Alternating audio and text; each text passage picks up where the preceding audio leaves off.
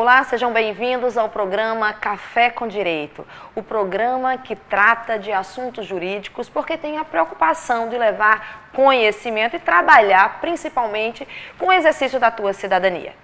Para fazer isso, nada melhor do que conhecer o nosso judiciário.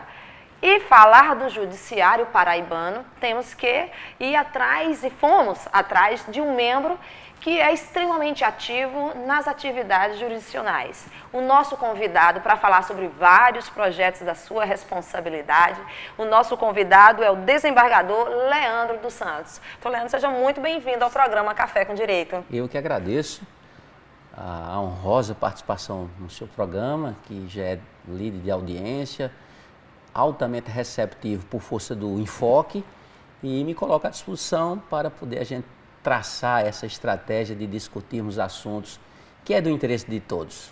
Verdade. Olha que nós temos 3 blocos e projetos ultrapassam esses blocos a quantidade para discutir. Mas como a gente já vinha falando antes um pouco, vamos tentar falar um pouquinho de tantas atividades.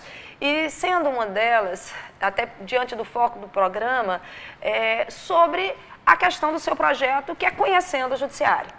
Né? A gente começa a falar um pouco, já demonstrar exatamente o seu papel diante, né, desse belíssimo trabalho. Qual é o objetivo e como é que tem sido esse desenvolvimento?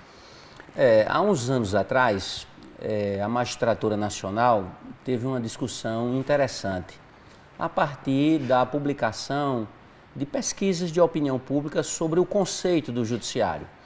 E o nosso conceito não estava muito bom. E quando se abordou qual a causa, né, desses índices tão baixos, uma delas era exatamente a questão da falta de comunicação.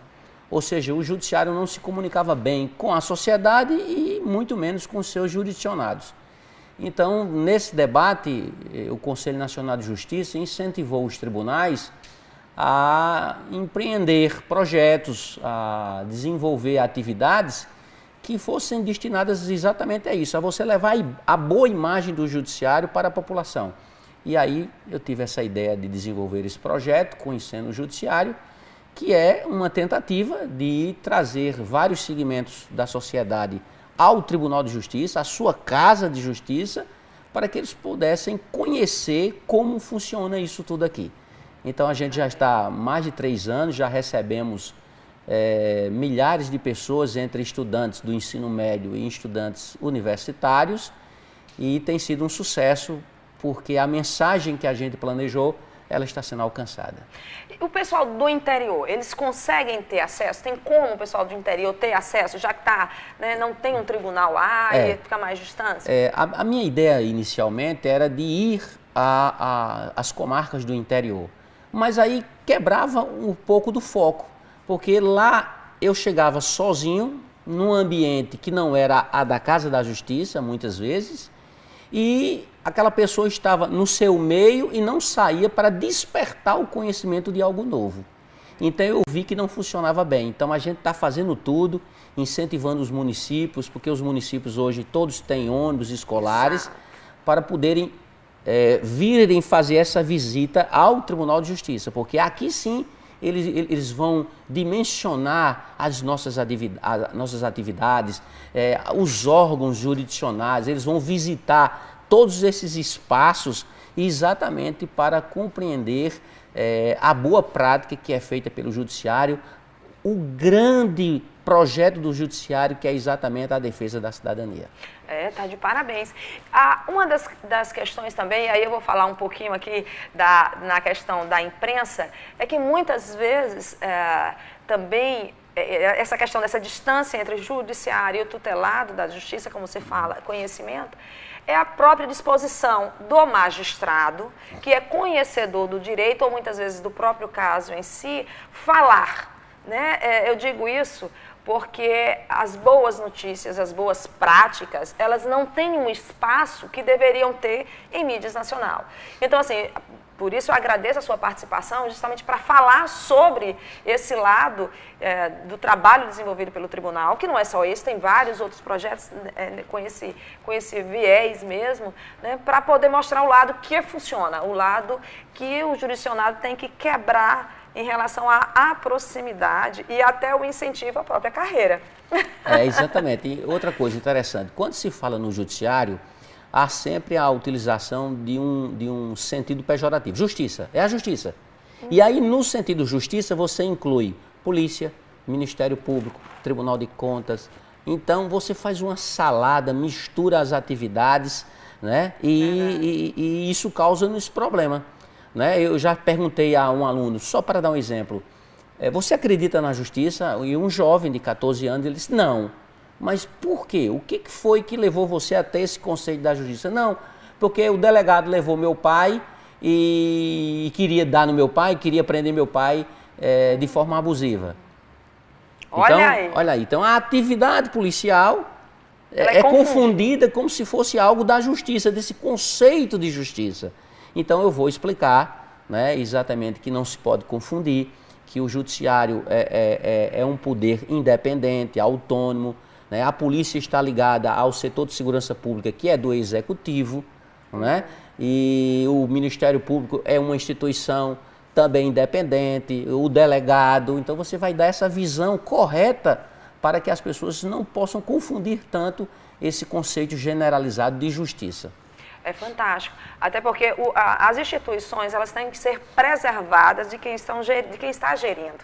É algo bem interessante, que aí a gente já adentra ao outro trabalho qual o senhor é gestor, que é a questão da meta 4, né, da improbidade, dos atos de improbidade administrativa, que você vê hoje a nível nacional o Supremo, o STF sendo bombardeado muitas vezes, supostamente por quererem influenciar os políticos, querendo influenciar em relação à própria Lava Jato. E olha como, cada dia mais, ele se coloca mais independente, né, em relação a tudo isso e principalmente a esses atos de improbidade, algumas corrupções.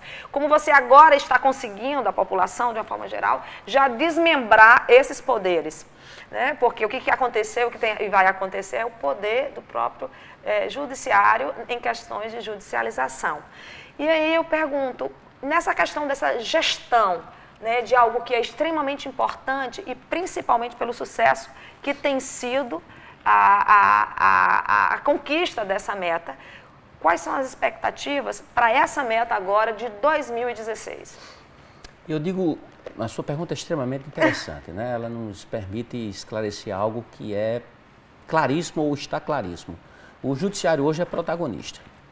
O judiciário andou um pouco acanhado, um pouco sumido, a Polícia Federal deu um grande avanço por força da sua atividade, o Ministério Público Estadual e Federal também deu um passo muito grande em termos de conceito perante a sociedade, de seu trabalho ser reconhecido, e o Judiciário ficava ali um pouquinho acanhado, sem ter como se fosse um espaço para se mostrar. Não por questão de ego, por questão de querer ser melhor do que ninguém, não, mas para ocupar um espaço que já é dele, por força da sua própria atividade.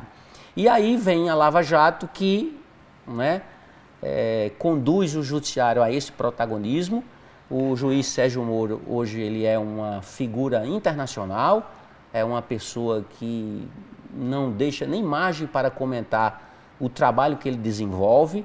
O Supremo pressionado, né, pela opinião pública, mas está conseguindo manter as instituições, né, seguindo, funcionando.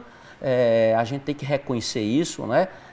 Sempre há a crítica de que um ministro foi nomeado por um presidente, o outro ministro foi nomeado. Todo mundo inseguro em relação a isso. Mas isso é inevitável, né? Isso acontece em todos os tribunais. Em todos os tribunais nós temos a participação do quinto constitucional, como se chama, onde a nomeação vem do executivo. Então o Supremo não poderia, num momento tão importante, tão relevante para o país, passar a margem dessa discussão. Mas ele vem cumprindo bem o seu papel, ele vem mantendo a funcionalidade dos demais órgãos, das demais instituições. Em relação à Lava Jato, a gente vê que as decisões do juiz Sérgio Moro, elas permanecem praticamente inalteradas, mostrando exatamente essa visão do Supremo Tribunal Federal em relação ao que imagina o papel do próprio judiciário em termos do que a sociedade espera.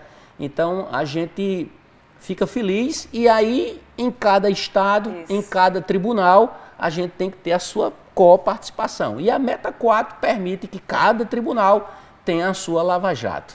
Isso né? mesmo, verdade. Não uma lava-jato tupiniquim, mas uma lava-jato dimensionada aos seus problemas locais.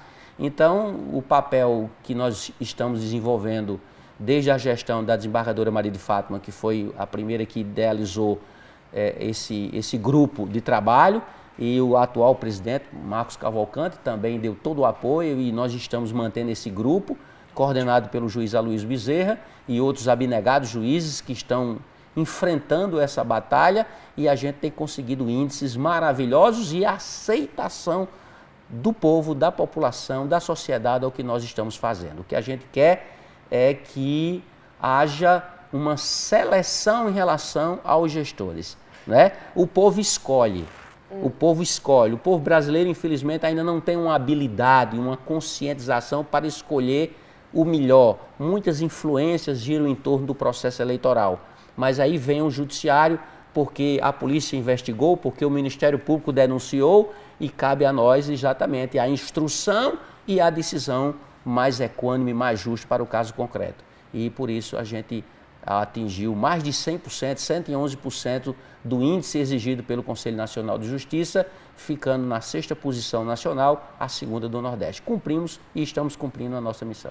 Mas não é só isso não. As consequências dessas decisões, elas são bem mais amplas, mas isso a gente vai discutir no próximo bloco, porque você não faz ideia, na realidade, quando se tira essas figuras de cena política, que é o que acontece depois do julgamento de primeira e segunda instância. Pois não saia daí que a gente retorna com mais conhecimento e aí a gente vai adentrar mais um pouquinho sobre esse tema. Café com Direito, informação e cidadania para você, já já de volta.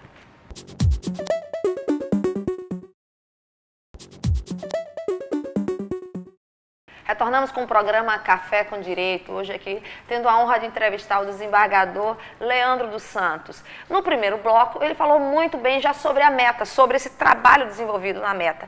E eu tinha falado antes de um resultado indireto ou direto, que é exatamente com essas sentenças e aí com essas confirmações, também tirar esses políticos de cena.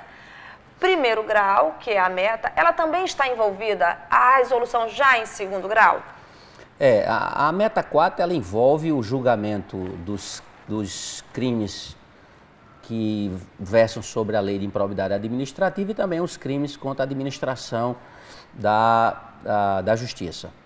Então, são os delitos da própria lei 8429 de 92 e os crimes do Código Penal. Então, são dois focos, embora que o grande volume dos processos, 99%, são processos relacionados à improbidade administrativa. E o segundo grau é dentro dessa cadeia da jurisdição. Significa dizer que a meta estará cumprida quando nós julgarmos. Mas aí os efeitos dessa decisão vão depender da confirmação em segundo grau, para efeito, inclusive, de inelegibilidade, que é o aspecto mais relevante que se busca quando você reconhece que o gestor ele não agiu com probidade. Então, a gente tem que ter o desencadeamento da condenação, até porque se o tribunal não confirmar, a condenação ela perde a eficácia e aí o gestor vai retomar a sua atividade sem nenhum problema em relação ao seu futuro político. Então, os juízes julgam, né, dentro desse grupo de trabalho, os processos que estão na primeira instância. Os condenados têm direito a recurso, os absolvidos, o Ministério Público também tem direito a recurso nas ações de improbidade, e aí fica tudo dependendo da decisão de segundo grau. Confirmada a decisão condenatória, aí vem os efeitos da chamada lei da ficha limpa, que é o mais importante, que é exatamente a exclusão desse mau gestor do âmbito da gestão, para que a gente não tenha mais preocupação com aquele. Vamos ter preocupação com outros, porque parece que não se esgota. Mas aí o efeito pedagógico em relação a ter processos julgados, né, condenados e resolvidos, o efeito ele é devastador também para aquele que já tem uma índolezinha a fazer algo escuso, já sabe que vai ser mais difícil porque a justiça está sendo efetivada. Exatamente. Essa sensação é a sensação da efetividade. E aí vem uma questão importantíssima, que é a publicidade. Você vê que nós divulgamos lotes a cada mais ou menos 40 dias, com a listagem de todos os gestores que foram absolvidos e também aqueles que foram condenados. E isso divulgado da forma mais ampla possível, por todos os meios de comunicação. E isso chega lá ao eleitor. Né? O eleitor não vai poder dizer que não sabia, porque isso está lá, está publicado, republicado. Né? Nós estamos levando, por exemplo, nós vamos ter a eleição municipal esse ano. Então, as listagens estão aí. A imprensa noticiou isso de forma mais ampla possível, como eu já disse, e aí você tem conhecimento se o seu gestor já foi condenado ou não. Se ele tem situação de devolver dinheiro público, se ele está em situação de inelegibilidade, pelo menos até a confirmação. O concorrente vai explorar o adversário vai explorar isso, que é muito bom também. Isso é um interesse público. Concordo. Né? Então, por isso que a gente tem todo esse cuidado nesse trabalho, para não deixar margem de dúvidas sobre como nós estamos sendo criteriosos. O processo de improbidade administrativa, por si só, é um processo complexo, porque tem uma tecnicidade. Você geralmente baseia-se num acórdão do Tribunal de Contas. O acórdão do Tribunal de Contas é muito técnico. Você sempre tem uma defesa exaustiva do gestor acusado. Então, eles têm todos os mecanismos de defesa para tentar desqualificar a acusação. E aí vem um juiz que tem que ter um conhecimento muito técnico da lei, da legislação, a pesquisa sobre essa questão do erário, sobre o dolo genérico, o dolo específico, a lesão, né, a ponderação da penalidade com base em princípios de razoabilidade, de racionalidade. Então é uma decisão muito técnica, por isso que não pode ser feita assim também, de improviso. Claro. Né? Agora eu vou fazer uma pergunta bem questionadora. Do mesmo jeito que o nosso Supremo estava correndo o risco de interferência política, como é essa questão aqui dessa pressão política dentro do nosso estado da Paraíba, na questão do legislativo, né, na questão do executivo, em relação a vocês que estão num trabalho tão aguerrido que é diretamente em cima desses políticos ou desses gestores? Pelo menos eu, durante o tempo que eu coordeno a Meta 4, eu nunca recebi pressão. O desembargador Dr. Aloysio Bezerra, que é o nosso eterno desembargador, ele também nos revela a liberdade, a autonomia desse grupo para o trabalho. E jamais houve pressão política de qualquer natureza. Nós temos a pressão jurídica, que é normal. É o direito de defesa, amplo de direito de defesa. Os advogados estão lá peticionando, estão recorrendo, estão querendo fazer valer o seu pensamento, né, jurídico, o seu convencimento, mas isso faz parte do sistema jurídico, faz parte do devido processo legal. Mas essa questão de ter pedidos políticos para inocentar ou para acusar, essa interferência indevida no judiciário, graças a Deus, nós não temos e nós estamos vacinados contra isso. Isso é bom, né? Essa independência que faz a diferença. É indispensável. Agora, em números. Quantos processos está sinalizado para a sua meta até o final do ano? Nós temos uma contagem assim, estimada, 1000 processos para julgamento até o final da meta, no final do ano. Nós temos certeza que pelo andar da carruagem, pela experiência, pelo conhecimento, a gente vai atingir o mínimo exigido pelo Conselho Nacional de Justiça e com isso nós vamos bater o percentual do ano passado e ficarmos entre os melhores do país. Então é um trabalho árduo. Ninguém quer perder essas posições. Lógico, nós estamos divulgando um resultado de 100 processos julgados a cada 40 dias.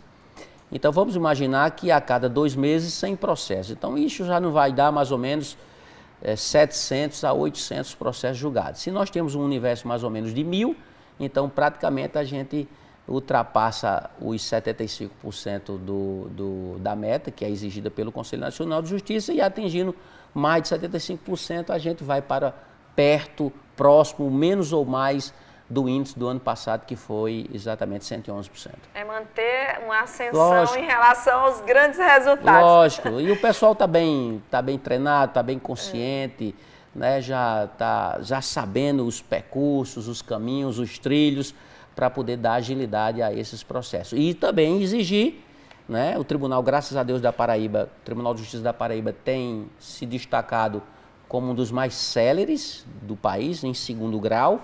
Nós demoramos no máximo 3, 4 meses para julgar um processo em segundo grau, e isso significa exatamente dar essa celeridade que esses processos pedem e a sociedade exige. O senhor falou muito bem sobre um ponto importante que chama-se publicidade. Né? Até uma questão que tem que ser dar publicidade aos atos, mas quanto mais público as coisas positivas, melhor para a cultura do nosso povo e principalmente para confiar no próprio judiciário. Né? A gente tem mania de assim, por vaidade, para não parecer que eu estou querendo me gabar, né? Eu não vou estar divulgando os bons resultados. Muito pelo contrário, é a forma de incentivar outros projetos, incentivar os colegas, que é o caso que o Moro, né, tem feito. É uma forma de exemplo do que dá certo, para você poder cada vez mais galgar por isso aí. E não poderia ser diferente. Vamos imaginar, hipoteticamente, nós julgando processos que são eminentemente de interesse público e fizéssemos isso de forma sigilosa, sem divulgar o que está sendo feito, sem divulgar o balanço das sentenças, não é? Resultado nenhum poderia aparecer. Então isso é um contrassenso, é uma incompatibilidade absoluta em relação ao que o povo quer. Ora, a ideia das eleições é da representatividade, você escolher os seus representantes. E aí você precisa saber como estão os seus representantes diante da justiça. Claro. Não é? Então você saber, será que ele foi condenado? Será que ele foi denunciado pelo Ministério Público? Será que ele foi preso? Será que ele foi, está respondendo a uma ação civil pública? Será que está respondendo a algum crime relacionado à sua administração? Então isso tem que ser dado a maior publicidade possível, porque isso é algo que interessa ao público. Esse patrimônio todo é do público, não é privado. Então, por isso que a gente tem que dar essa publicidade. É uma mídia institucional. Lógico, que tem que ser explorada assim, para chegar ao tutelado mais simples possível. Exatamente. Do nosso Estado. Olha, eu vou explorar agora já outros temas, mas no próximo bloco vocês vão conhecer um pouquinho sobre o PJE e também sobre outras coisinhas mais que o nosso novo Código de Processo Civil tem exigido para melhorar a tutela do judiciário aqui também da Paraíba. Já já a gente retorna com o programa Café com Direito.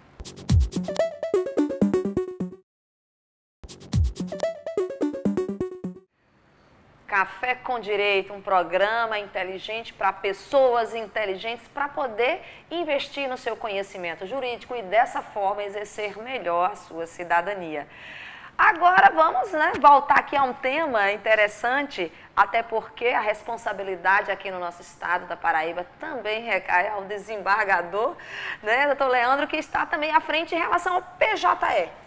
Projeto novo do PJE, estão falando em uma nova versão. Será que essa versão antiga já foi 100% absorvida pelos nossos operadores do direito? Essa nova versão vem melhorar? O que é exatamente, o que esperar dessa nova versão do PJE? Nós estamos numa fase de transição. Estamos saindo do processo físico, processo do papel, para o processo virtual. A Paraíba também é destaque nesse assunto, porque hoje, em termos de adesão ao PJE, o Tribunal de Justiça da Paraíba é o primeiro lugar em segundo grau. Olha. Quer dizer, entre todos os tribunais do Brasil, o que mais avançou no PJE foi exatamente o nosso tribunal. E nós estamos hoje 100% com processos virtualizados no segundo grau. Aí tem os processos do primeiro grau. E esse processo que é irreversível, ele veio como algo absolutamente natural. São as fases do mundo, os avanços tecnológicos. Nós já passamos por isso tudo, né? Nós tínhamos carroças, hoje nós temos carros, nós tínhamos máquinas de escrever, hoje nós temos computadores. Então nós estamos sempre nessa transição e não seria mais lógico a gente continuar com esses processos físicos, gastando muito papel, não contribuindo com o meio ambiente. Então o Conselho Nacional de Justiça instou todos os tribunais para o desenvolvimento desse projeto. Isso já vem há alguns anos e com os problemas que toda mudança traz, mas estamos já preparando para o próximo ano, eu acredito, né? Não sei se vai dar tempo ainda para esse ano. A última versão, que foi desenvolvida pelo Conselho Nacional de Justiça, eu estive numa reunião, que é a 2.0. E essa nova versão ela vai exatamente vencer algumas dificuldades, diminuir a quantidade de cliques, né? Então ela vai agilizar a forma da pesquisa, ela vai facilitar os índices, então ela vem bem melhor, bem melhor. Mas isso ainda vai continuar desenvolvendo, isso não é algo que vai se encerrar nesse ano nem no próximo. O que é importante a gente conceber é que a gente está indo para o futuro, né? E quando a gente caminha para o futuro, isso é irreversível, a gente não pode regredir. Então, eu tenho certeza absoluta que todos os operadores do direito, todas as pessoas que estão nessa cadeia, né? São os juízes, são os servidores, são os advogados, procuradores, defensores públicos, Ministério Público, enfim, todos que se utilizam do sistema de justiça, eles vão se agradar muito com essa nova versão, ela vem com muitas facilidades e essa caminhada contínua para a gente chegar à versão definitiva, mas o que é mais importante é que estamos conscientes de que há os problemas, mas os problemas são mínimos em relação ao avanço que se pretende dar. Então, a gente, se Deus quiser, a gente está com uma meta a cumprir. Nós temos um cronograma de até o final do ano, esse ano, todas as comarcas do estado já estejam virtualizadas. É verdade que nós estamos num ano de dificuldades orçamentárias, financeiras. A gente deu um recuozinho, deu uma segurada, exatamente para ganhar fôlego, mas a partir de agosto a gente retoma o projeto de instalação nas comarcas do interior e a gente acredita, repito, que até o final do ano todo o processo que entrar no Judiciário da Paraíba será virtualizado. E para o próximo ano a gente começa o segundo ponto, que é em relação aos processos criminais. Porque o módulo criminal não está ainda em funcionamento em canto nenhum. Então, isso aí sim, é tudo novo, né? Com todas as especificidades, o processo criminal é diferente, mas já existe o projeto, já existe o CNJ já desenvolveu a sua primeira versão e os tribunais vão começar exatamente a trabalhar com essa versão para poder, a partir do próximo ano, a gente chegar a 100% de todos os processos em todas as áreas da atividade judiciária. Olha, era tanta coisa, porque a gente, como operador do direito, que está no dia a dia, de ver tanta coisa que a gente gostaria de falar, mas a gente tem muito assunto, mas não dava para vencer um de extrema importância. A lógica é que daqui a um tempo realmente os físicos vão se acabar e vão ficar apenas os processos eletrônicos. O que vai mudar um pouquinho também a conjuntura em relação à mão de obra. Perfeito. Em relação a isso. É algo estrutural. Né? Por exemplo, nós temos técnicos ainda no judiciário que vão ficar, de uma certa forma, seriam desnecessários diante do papel e do trabalho hoje em dia. Vai afunilar mais e vai ter mais trabalho, vai chegar mais rápido os processos na mão dos juízes. Você atirou lá na mosca. Nós vamos ter que redimensionar o judiciário. Vamos ter que redimensionar o judiciário. Fóruns gigantescos, acabar com isso. O servidor vai trabalhar em casa, cumprindo uma meta, você tem uma meta a cumprir, o servidor vai ter que movimentar X processos, e ele faz isso em casa, não tem mais essa necessidade de a gente ter fóruns gastando milhões e milhões para construir fóruns. Hoje o advogado já pode participar de uma sessão no tribunal por videoconferência, não precisa ele estar indo lá para o local da sessão, ele faz isso em casa, sentado na sala, onde ele quiser. Então nós temos que dimensionar ou redimensionar a estrutura física do Poder Judiciário, dos fóruns que a gente sempre construiu, e também redimensionar a questão de pessoal. Nós temos que investir agora nos concursos em pessoas com qualificação na área de informática, né? O analista judiciário, quer dizer, aquele que tem um conhecimento jurídico também tem que ter um grande conhecimento de informática, de sistema, de movimentação processual. Então, tudo isso tem que ser redimensionado. E algumas categorias funcionais, essas tendem a desaparecer. Verdade. Né? Tendem a Como desaparecer. Várias outras áreas, né? Que nós temos conhecimento humano. A gente tem conhecimento isso, a automação, por exemplo, das instituições bancárias, mudou o cenário. A gente vê isso muito em vários países em relação a postos de combustível, uma certa mão de obra desapareceu.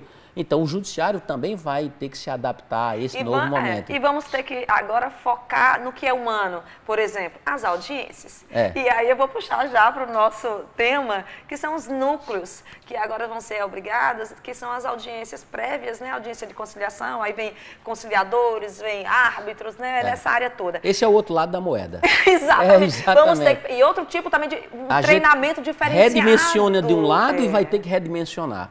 Porque hoje a chamada política nacional de autocomposição vai ter que dar uma reviravolta no Poder Judiciário. Né? Essa cultura da litigiosidade, você aprender nas universidades apenas a litigar, a discutir, peticionar, como se fosse uma guerra. Contestação, é uma verdadeira guerra, é estratégias, né? Quem tem um bom direito quer acelerar o processo, quem não tem um bom direito quer dar uma segurada no processo, então a gente agora vem com a cultura da autocomposição, essa questão que vai atingir tanto os processos já existentes, como atuar na fase pré-processual, ou seja, evitar que o litígio surja, que apareça, evitar o processo, para exatamente diminuir esse acervo. A Paraíba hoje talvez tenha 800 mil ações. O Brasil já ultrapassou 100 milhões de ações. Então, a gente não dá mais conta, não tem estrutura que acompanhe esse crescimento. Então, vem aí essa política, o novo Código de Processo Civil vem dando essa ênfase de que tem que ter a audiência de conciliação e ou mediação.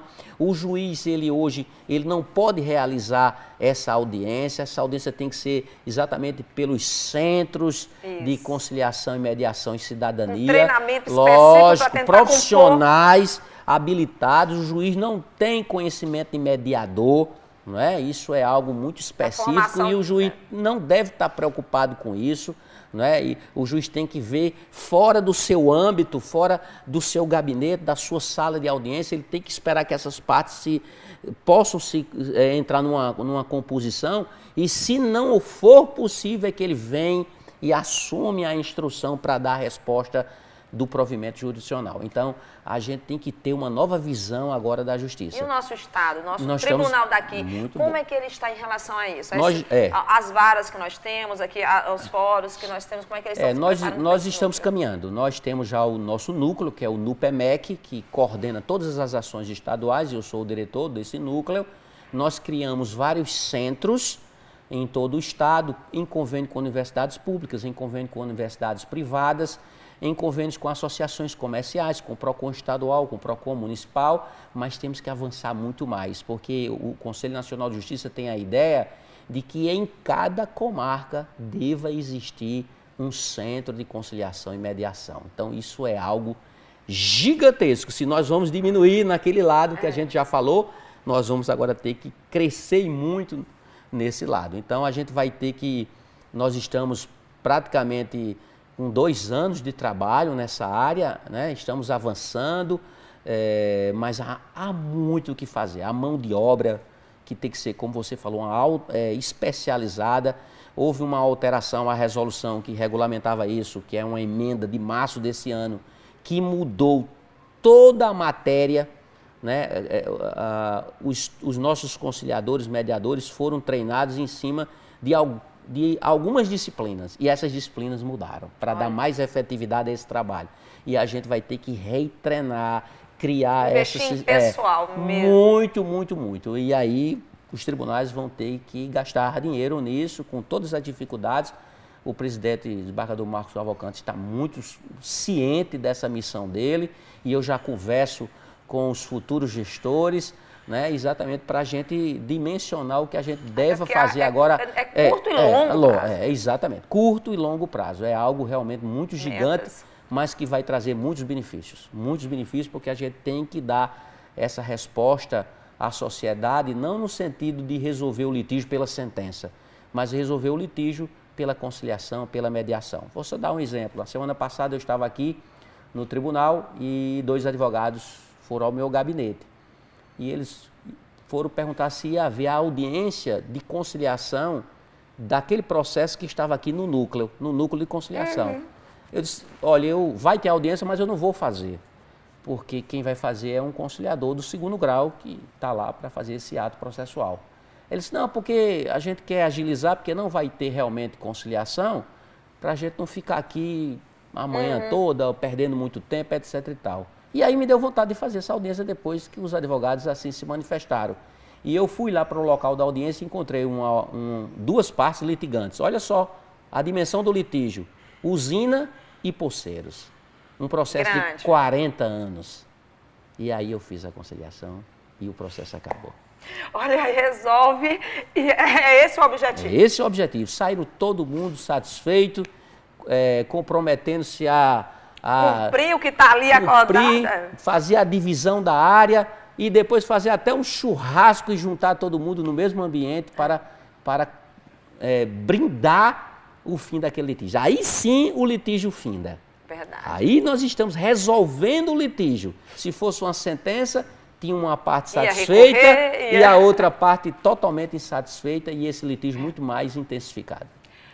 Desembargador, olha, a gente teria muita coisa, o papo é extremamente agradável e eu sei que conteúdo teria demais para a gente discutir, até porque o nosso telespectador tem muito interesse em conhecer, mas infelizmente o nosso tempo passa que nem percebemos. Muito obrigada e está de parabéns, até porque eu, desde o início do programa, eu já alertei, é responsável por vários projetos, não é um só. Então, parabéns por essa disposição em assumir tanta responsabilidade, principalmente quem sabe que quem ganha é o jurisdicionado. Eu agradeço a você, ao programa, que nos permite um debate desse tão rico, tão interessante. Né? A população ter conhecimento do que o judiciário está fazendo, esses processos todos são voltados para a sociedade. Nada é do interesse do juiz, do tribunal, tudo voltado para o público-alvo do judiciário, que é a sociedade, que são os jurisdicionados. Então, me coloco sempre à disposição para a gente discutir nesse nível, não é? Que é muito bom quando a gente tem uma entrevistadora que conduz a entrevista, tocando nos aspectos mais importantes do assunto em debate e a população sai ganhando com isso. Então, eu que agradeço essa oportunidade. Muito obrigada. E você assista o programa Café com Direito na próxima semana. A gente agradece o carinho e a atenção desse programa. Esperamos você na próxima.